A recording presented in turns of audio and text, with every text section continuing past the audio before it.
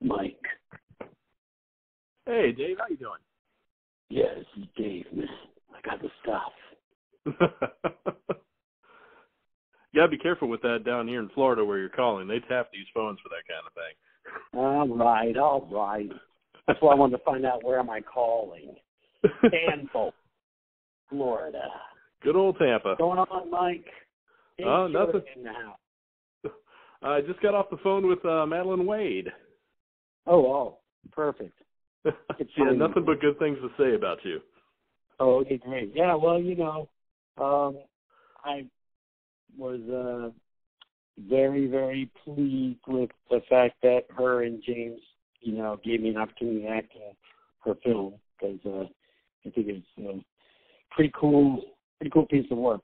I really like I haven't seen the finished product yet. I'm going to see it Sunday at the premiere, so I'm going to see it then. But the script was pretty cool, and I don't know I'll leave what she wants to tell, up to her in her interview. But I know that when we were shooting it, upon her writing it, there was some, pieces in there that were based on her real life experience and stuff like that. Yeah, she went into that. It was very powerful, I'll say that, to use that part of her for the script. I mean, there's so many heavy themes in it, and your performance is terrifying. I think then that's a good thing, right? I think because I was meant to be brought in to do. Well, just that very first scene where you were giving that sermon, and every word that's coming out of your mouth is so vitriolic, almost like that the character is speaking those words, knowing that he does not believe them whatsoever. Yeah, exactly. And the thing is, that's sort of like, it's interesting how I'm the first, you know what I mean? It's sort of like the intro to the movie is that scene, and it's kind of interesting because it's sort of like puts a lot on me in a weird way, but also that actually is a sort of, I wouldn't say it's a misdirect because you get a lot out of the character, but that's about the closest thing to a normal Dave Sheridan, kind of, romp that you get. And then after that, it really spins. Everything else is really dark and creepy. And in that one, it's kind of like, okay, Dave is, fire and brimstone, and then he's smoking a cigarette, and then he steals the money. So it's like, who is this gent? Who's this asshole? But I'm more than an asshole. I'm an asshole. During the casting process, how did you feel about the script? Yeah, no, here's what happened. So I've been friends with James Cullen Bressack, the director, for a while, for a bunch of years, and socially, we never worked together. And so when he had this film come upon him and he was getting ready to make it, he thought of me. I hate when directors call me and go, "Look, I read this role and I thought of you." And then you read a role like this and you're like, "What do you mean you thought of me? What the hell is this? Please don't think of me like this." It's like, you know what I mean? It's like, not one time, I never get like, "Hey, you're the good-looking suave guy that goes, drives away with the chick at the end." It's always like, "You're the demented priest that raped the kid and gives him abortions. You're the retard guy, or the brother that robbed the." Everything is always like, what the heck? Why is that the way people think of me? But either way, I was very excited that he did think of me. And the reality was, the person who pitched me before I even read the script was, he wanted me to play this role, and he thought, that I'm the one guy that is brave enough to kind of take it, to where it needs to go, because it's dark. But also it's an opportunity for me to do something, this dark and this kind of serious tone that I haven't really touched before. And so it was more like, James likes to think of people and put them outside of their box a little bit, outside of their comfort zone, and sort of, he likes to direct people in that way. You know what I mean? Just to kind of throw people into the deep end. So, and then I read the script, and yes, it was dark. So I was like, okay, let's do it. So, did it take a bit of a toll on you as far as your soul's concerned of having to play this kind of just very unrepentant kind of bastard? It did. And mainly because of if you look at my body of work and the other stuff that I've done, and most of it is fairly light fare, and even the horror stuff is comedic in tone horror stuff. And so I'm not somebody that has spent a lot of years in theater training of these techniques and methods. I've come from comedy improv, and I like, most of my theater classes are let's go drink beer and crack jokes and play pinball. So it's when I got there and had to do these scenes, and then it was sort of doubly added on that Madeleine was like, when I was told like a lot of this is from her own experiences and stuff, and she was there, where like we had scenes. I don't think we actually have any scenes together, but she was a producer and she, did the scenes with me. You know what I mean? Worked on the scenes with me, and you're sort of like, okay, now I want to make sure for her, I want to do this right. You know what I mean? And so there's definitely pressures on this, and I'm going to get to the lost my soul in a minute. But so my thing is this: because I'm not that trained actor, I have to kind of figure out how am I going to get there? How am I going to get to these places? That I don't have those techniques of some sort of thespian guy that can just click it on and click it off as soon as they say stop rolling. I'm not jumping on my Instagram, you know what I mean, and looking at my feed and stuff like that. So to me, I had to kind of do a little bit of a method and a little transference too. So on the method side, it wasn't like, okay, I'm going to go and become this guy and live in this character night and day, but I didn't go Heath Ledger the Joker, with this guy, mm-hmm. But on set, we didn't, between takes or between camera setups, because when you're shooting a scene, let's say with the young girls in the bedroom or whatever, you're doing camera turnarounds and stuff like that, and okay, we're going in tight, now we're going in. So, on lighter fare, I'd go to the craft table and joke around and, just would step out of the scene in between takes. In this, I had to stay in those moments, so it's like kind of go down the hall and just sit there and try to stay in the sort of world of the character I found, the id of such. And at the same time, it's like on the transference side was just kind of like, what things in my life can I relate into this that would help me bring the emotions, And I think the hardest one of that was the crying when the wife died, and I have that crying scene. It's sort of like, okay, let me find that, because as a man at my age, it's not easy to cry, especially if you're not a trained actor that can I can make myself cry on command. I can't do that, so I have to really try to figure out ways to get there, because my life is, I'm more than halfway through my life, and men get jaded. We don't cry anymore. It's sort of it's like, oh, screw it. That's life. Get over it,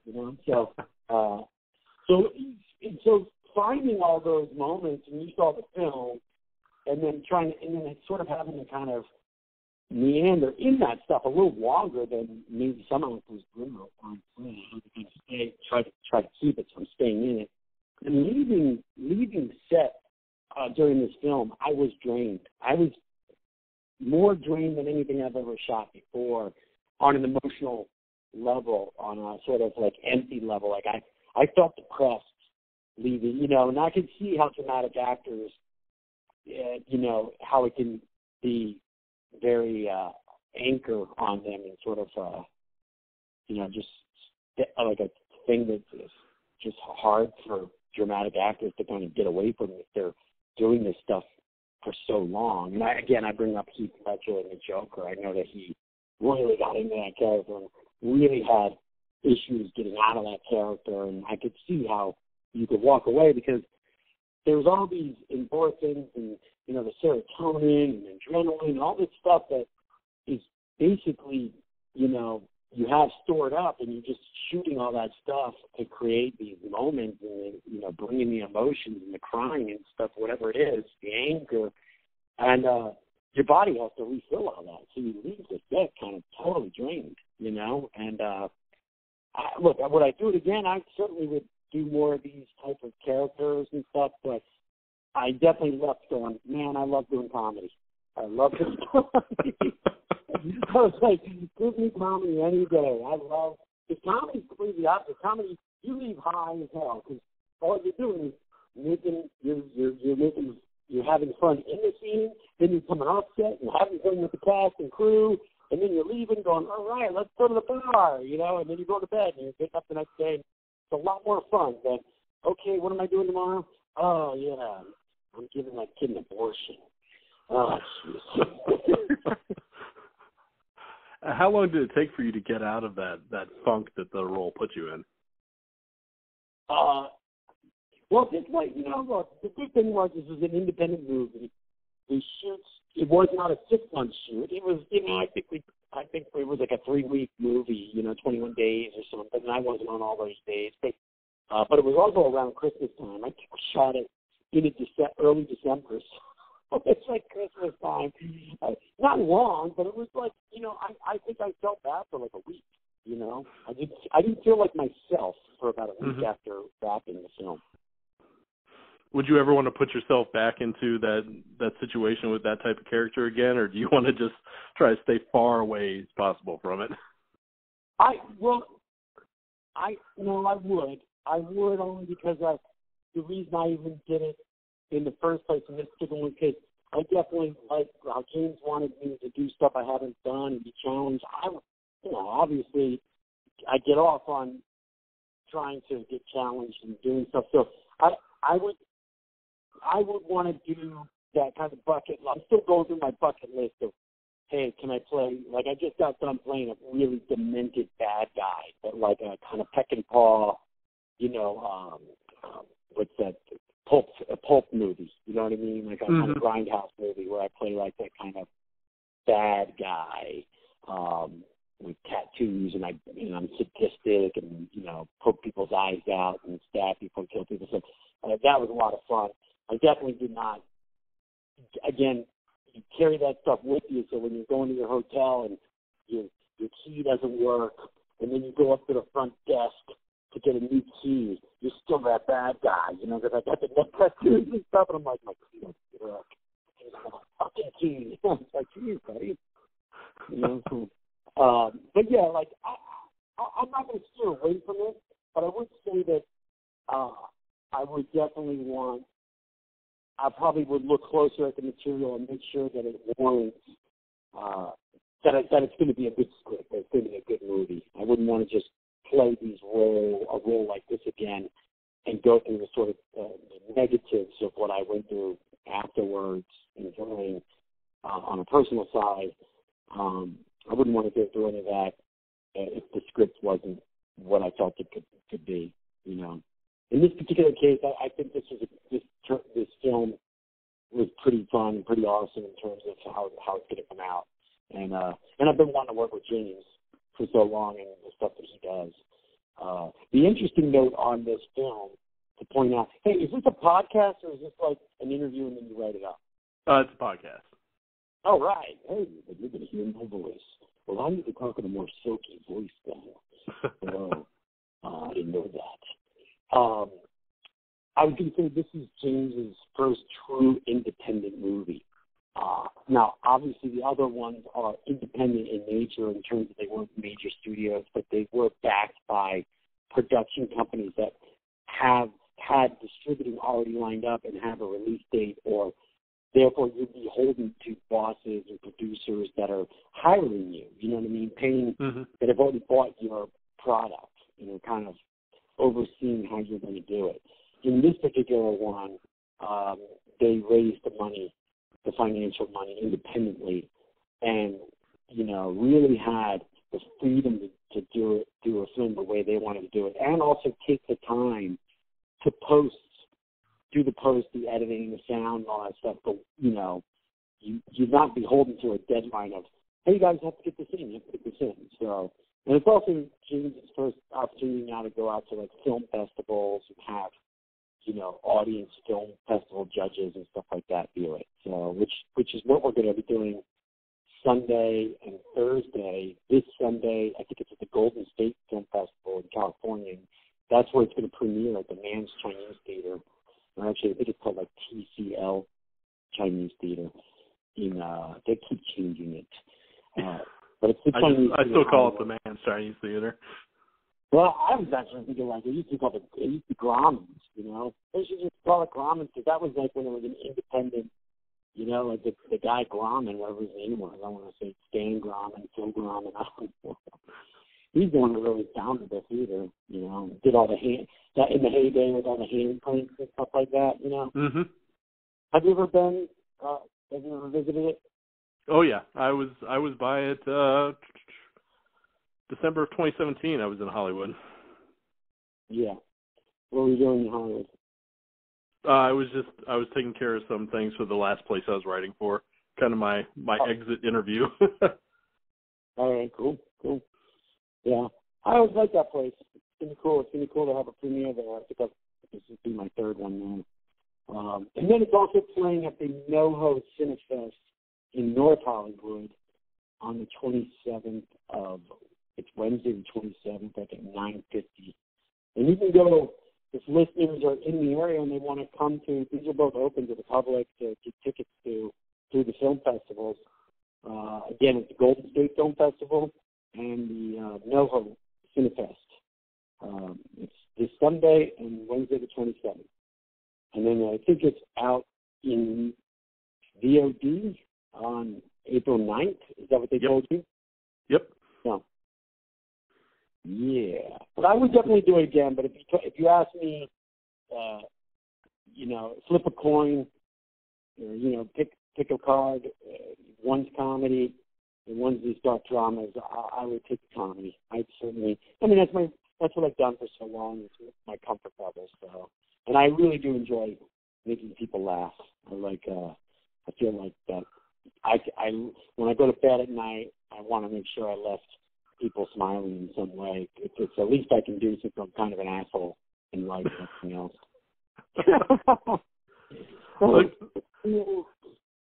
That kind of segues into my last question. For people that are wanting... Asshole. Yes, Mike, I'm an asshole. You mean Mike, right? Yeah. See, I'm not that much of an asshole. I know your name. Yeah, you know the name of some writer that's long past his prime. As far as people that want to get in... What part of Florida am I calling? Tampa.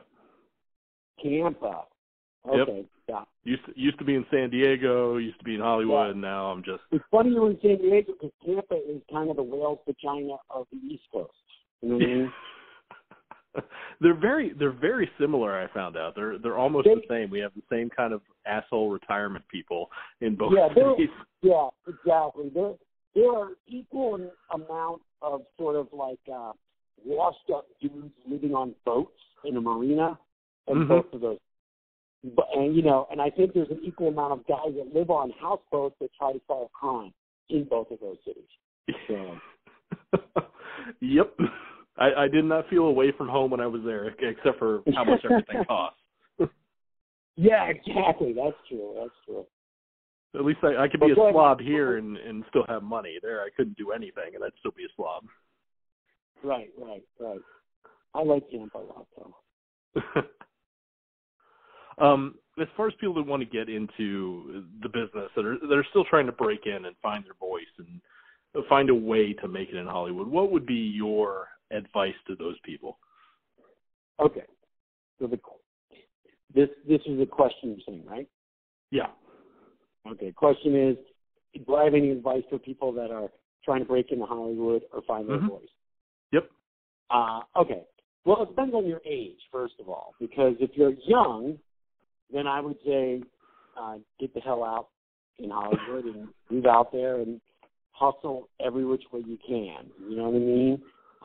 If you're under 25, because I hate to say it, but the town is built on youth. You know what I mean? They will chew you up and they spit you out. It's kind of like Logan's Run. You know, when you reach a certain age, you're expired very quickly. Especially if you're a female, you're expired even faster. And I'm just trying to be truthful, to be honest. However, you got to do it yourself, and it's interesting because if you want to be in the art form, making films, television, long-form writing, stuff like that, there really is no point in saying, well, just go and get a YouTube channel and try to blow yourself up on YouTube, because YouTube is it's a different medium. That's YouTube. Stay in Tampa. Stay in